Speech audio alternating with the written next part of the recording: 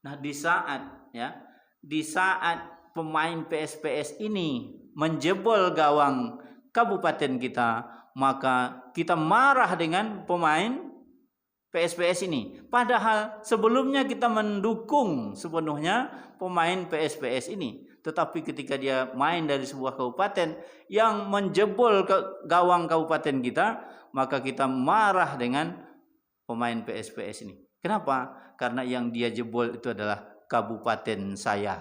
Nah, itu unsur sayanya itu. Assalamualaikum enci-enci, tuan-tuan dan puan-puan. Kembali lagi di SBS Channel. Terima kasih udah klik video ini. Tonton video ini sampai habis ya. Jangan kemana-mana, biar kami aja yang cari informasinya kemana-mana. Jangan lupa tekan tombol like, komen, dan subscribe yang ada di bawah video ini. Terima kasih ya. Halo, Assalamualaikum warahmatullahi wabarakatuh. Apa kabar? Saat ini saya ingin menyapa khusus rekan-rekan saya, para guru, adik-adik mahasiswa, dan juga adik-adik siswa di mana saja berada yang sedang menyaksikan video ini. Pada video kali ini saya akan berbagi tentang bagaimana mengelola majalah dinding yang smart, yang menarik, yang dibaca, yang disukai oleh pembacanya. Seringkali majalah dinding menjadi momok oleh pengelola karena begitu kita sudah capek-capek menulis, sudah berkreasi dengan luar biasa, tetapi tidak ada yang berminat untuk membaca. Seringkali kita lihat majalah dinding di sekolah itu hanya sebagai pajangan belaka, menjadi penghias dinding saja, sesuai dengan namanya majalah dinding. Sepi, ditinggalkan oleh pembaca. Pertanyaan besar kita, mengapa hal itu sampai terjadi?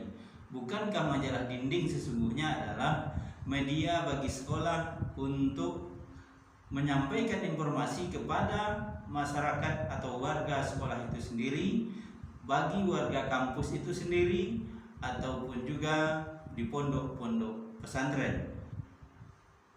Rekan-rekan para guru, adik-adik mahasiswa, dan rekan-rekan siswa, majalah dinding ini sebetulnya punya potensi yang luar biasa ketika kita kembangkan dengan maksimal.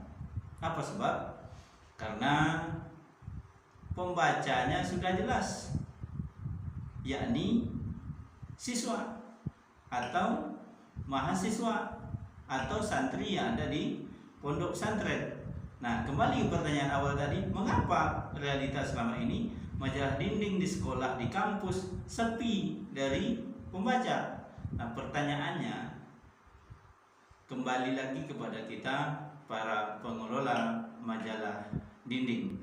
Nah, berikut pada video kali ini, jangan kemana-mana, saya akan beberkan, akan jelaskan bagaimana mengelola majalah dinding yang menarik, yang smart, yang disukai oleh warga sekolah, bahkan mereka bisa antri membaca majalah dinding yang ditampilkan di sekolah. Nah, apa yang saya sampaikan pada kesempatan ini, dan insya Allah akan bersambung beberapa episode, saya akan bercerita, berbagi ilmu, karena saya sesungguhnya sudah berpengalaman mengelola majalah dinding, dan alhamdulillah dibaca oleh warga sekolah. Sebagai gambaran bahwa pada saat majalah dinding kita terbitkan, itu benar-benar ditunggu oleh warga sekolah. Bahkan siswa antri membaca majalah dinding. Kenapa bisa hal itu terjadi? Mengapa ternyata majalah dinding itu disukai oleh warga sekolah? Kenapa di tempat lain, misalnya di banyak sekolah, majalah dinding tidak disukai atau ditinggalkan atau di bahasanya dicuekin oleh warga sekolah, oleh warga kampus atau warga pondok? Nah, ini yang perlu kita evaluasi, yang akan kita bahas dalam video ini. Maka jangan kemana-mana, tetap di SBS Channel. Assalamualaikum warahmatullahi wabarakatuh. Halo pemirsa, Selamat malam, saya Jupendri. Saya ingin mengatakan tahniah selamat atas hadirnya Samsul Bahri Samin Channel, sebuah saluran yang kreatif bagi masyarakat untuk menyampaikan keluhan-keluhan, kritik maupun masukannya bagi perbaikan kehidupan masyarakat itu sendiri. Karena itu selamat dan sukses kepada channel ini telah hadir di Pekanbaru. Assalamualaikum warahmatullahi wabarakatuh. Baik, sahabatku para guru yang mengelola majalah dinding terkhususnya, kemudian kepada adik-adik mahasiswa, kemudian adik-adik para siswa di mana saja berada, di mana saja sekolahnya yang saat ini menyaksikan tayangan saya mengenai bagaimana mengelola majalah dinding yang smart, yang dibaca, yang diminati oleh warga sekolah. Kembali kepada permasalahan, mengapa? Nah, ini tanda tanya besarnya. Mengapa majalah dinding sepi pembaca? Baik, sebelum menjelaskan lebih lanjut tentang majalah dinding, saya akan jelaskan dulu pengalaman saya mengelola majalah dinding di salah satu sekolah di kota Pekanbaru. Saya memulai karir sebagai seorang wartawan sejak tahun 1995. Alhamdulillah, pada tahun 1996 saya berkesempatan mengajar di salah satu SMK di Kota Pekanbaru, sebuah SMK swasta, dan alhamdulillah pada saat itulah saya mempraktekkan apa yang sudah saya ketahui secara teori, namun belum pernah saya praktekkan di sekolah. Maka melalui pengalaman-pengalaman saya sebagai seorang jurnalis, saya tuangkan di sekolah, di tempat saya mengajar. Nah, alhamdulillah majalah dinding sekolah ini pernah tampil menjadi salah satu majalah dinding terbaik di kota Pekanbaru. Sebagai bentuk penghargaannya waktu itu, Bapak Wali Kota Pekanbaru memberikan kesempatan kepada siswa saya untuk berkeliling sekolah-sekolah di Pekanbaru, membina rekan sejawatnya sesama pengelola majalah dinding, agar majalah dinding sekolah mereka bisa berkembang dengan baik. Dan alhamdulillah program itu berjalan dengan baik. Nah, pertanyaan yang mungkin menjadi teman-teman menjadi penasaran, rekan-rekan saya para guru yang mungkin selama ini kewalahan mencari cara bagaimana majalah dinding itu bisa diminati oleh warga sekolah. Nah, kembali saya sampaikan bahwa majalah dinding ini sebetulnya punya segmentasi pasar yang sudah jelas. Tinggal bagaimana kita pengelola menyajikan materi-materi yang disukai oleh warga sekolah. Sebagai contoh, ini kita belum masuk sebetulnya kepada inti persoalan, tapi saya memberikan gambaran mengapa misalnya majalah dinding itu tidak diminati oleh sekolah. Misalnya, kalau kita lihat di sejumlah besar majalah dinding di sekolah yang ada di mana saja, termasuk di Kota Pekanbaru dan di Provinsi Riau umumnya, isi dari majalah dinding itu tidak terkelola dengan baik. Saya sering gurau dengan adik-adik atau siswa saya pada saat mengelola majalah dinding itu. Sebelum mereka memahami bagaimana cara mengelola majalah dinding dengan baik, itu sering isi majalah dinding itu kalau tidak cerpen, ya puisi. Dan isinya pasti tentang percintaan. Sadisnya lagi atau tragisnya lagi, isi puisinya itu semuanya tidak memberi semangat, tapi tentang patah hati, putus cinta, dan sebagainya. Memang cerita-cerita remaja, dan kita sadar betul bahwa karya yang ditulis di mading itu, cerpen dan puisi tentang putus cinta yang ditulis itu sesungguhnya adalah peristiwa yang terjadi pada penulisnya, yang pelakunya atau pada di dalam tulisan itu namanya jadi diganti atau dirubah menggunakan nama yang lain. Tetapi sesungguhnya peristiwa itu terjadi pada si penulis. Nah, kepada siswa saya sering katakan, kepada adik-adik pengelola majalah dinding di sekolah waktu pada saat saya mengajar itu, saya sampaikan kalau ini yang dikembangkan, maka bisa dipastikan kalau misalnya di sekolah itu lagi sepi yang putus cinta, berarti akan sepilah majalah dinding dari isi. Nah, oleh sebab itu tidak ada cara lain untuk mengelola majalah dinding ini, kuasai ilmunya, dan inilah salah satu tujuan kita buatkan video ini, agar kita bisa mengelola majalah dinding itu lebih smart, lebih diminati, dan disukai oleh seluruh warga sekolah. Banyak trik yang bisa kita lakukan untuk menarik minat siswa, menarik minat mahasiswa untuk membaca majalah dinding.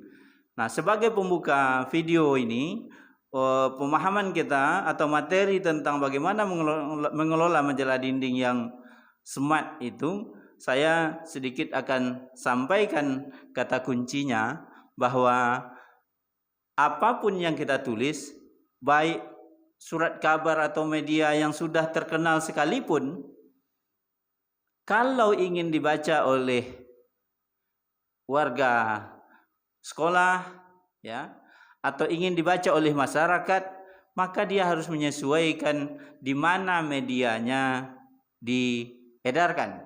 Nah, karena kita sifatnya majalah dinding, maka target pembaca kita itu adalah siswa yang ada di sekolah itu, atau mahasiswa yang ada di kampus, atau santri-santri yang ada di pondok pesantren. Intinya mereka akan membaca kalau ada unsur sayanya. Nah, maka khusus untuk video kali ini kita akan bahas unsur saya. Apa yang saya maksud dengan unsur saya? Orang akan tertarik membaca atau memperhatikan sesuatu apabila hal itu menyangkut unsur dirinya gitu. Contoh, ketika kita menulis sebuah berita, ketika berita yang ditulis itu menyangkut misalnya tentang keluarga saya, ada sayanya, maka itu langsung spontan kita tertarik untuk membaca berita itu. Itu masih menyangkut keluarga saya, belum langsung ke sayanya. Kalau kita lebih mengkerucut lagi, kalaulah misalnya yang kita tulis itu menyangkut pribadi dianya, maka tanpa kita paksa mereka akan membaca apa yang kita tulis. Saya juga sering mengilustrasikan kepada peserta-peserta pelatihan jurnalistik, baik di kampus maupun di sekolah, bahwa unsur saya ini memegang peranan yang sangat penting dalam sebuah majalah dinding.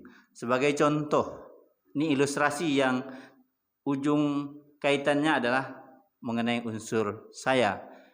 Ketika misalnya sebuah klub bola, katakanlah PSPS Pekanbaru, ya, katakanlah PSPS Pekanbaru itu merupakan klub bola yang home base-nya ada di Pekanbaru, miliknya warga Pekanbaru.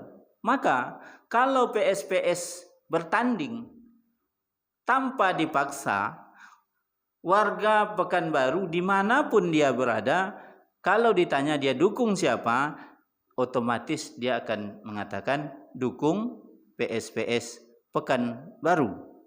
Tapi kalau misalnya kita lebih kerucutkan lagi, para pemain-pemain PSPS ini kembali ke daerahnya masing-masing, katakanlah mereka ini berasal dari kabupaten kota yang ada di Riau, nah maka ketika salah satu personilnya misalnya, salah satu pemainnya main dari kabupaten A, kemudian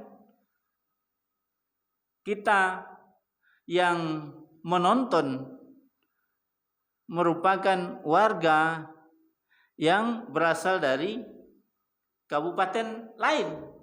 Nah, di saat pemain PSPS ini menjebol gawang kabupaten kita, maka kita marah dengan pemain PSPS ini. Padahal sebelumnya kita mendukung sepenuhnya pemain PSPS ini. Tetapi ketika dia main dari sebuah kabupaten yang menjebol ke gawang kabupaten kita, maka kita marah dengan pemain PSPS ini. Kenapa? Karena yang dia jebol itu adalah kabupaten saya. Nah, itu unsur sayanya itu. Maka sebagai penutup video bagian pertama ini, kepada rekan-rekan guru, kepada adik-adik mahasiswa, kepada adik-adik siswa, pengelola majalah dinding, jangan bersedih hati. Mengapa selama ini majalah dindingnya sepi dari pembaca? Salah satu evaluasinya adalah mungkin isi dari majalah dindingnya masih jauh dari unsur saya. Oleh sebab itu, untuk menarik pembaca kita, sadarlah bahwa pembaca kita itu adalah siswa, maka sajikanlah pemberitaan di majalah dinding kita yang menyangkut kepentingan mereka. Dan jangan terlalu serius, jangan terlalu berat liputannya, tetapi semua yang kita sajikan itu menyangkut dengan kepentingan pembaca kita, yakni warga kampus ataupun warga sekolah. Sebagai contoh, unsur saya yang paling menarik misalnya, kalau di salah satu sekolah, di situ banyak anak kos misalnya, ya, banyak siswanya yang kos, berasal dari luar daerah. Nah, ketika kita menampilkan tips misalnya di majalah dinding itu, ya cukup tips yang ringan-ringan saja. Contoh, bagaimana agar nasi lambat basi. Nah, itu liputannya gampang dicari, dan insya Allah pasti diminati oleh siswa yang kos, karena mereka mungkin kewalahan juga selama ini bagaimana agar nasi yang mereka masak itu lama tahannya, tidak cepat basi. Nah, dengan membaca tips itu dia bisa mempraktekkan dan mereka sangat terbantu. Nah, itu salah satu. Dan untuk video kali ini kita cukupkan demikian dulu. Ini sebagai pengantar awal di bagian pertama, dan bagian-bagian berikutnya nanti saya akan mulai secara step by step dan terukur, terencana bagaimana mengelola majalah dinding, mulai dari persiapan sampai perekrutan tim, penulisan, editing, tampilan, sampai bagaimana menghadirkan, ya, bagaimana mendapatkan penghasilan dari majalah dinding. Terima kasih. Assalamualaikum warahmatullahi wabarakatuh. Terima kasih ya sudah menyaksikan video saya sampai selesai. Jangan lupa simak terus video-video yang ada di channel ini. Semoga channel ini bisa bermanfaat bagi kita semua.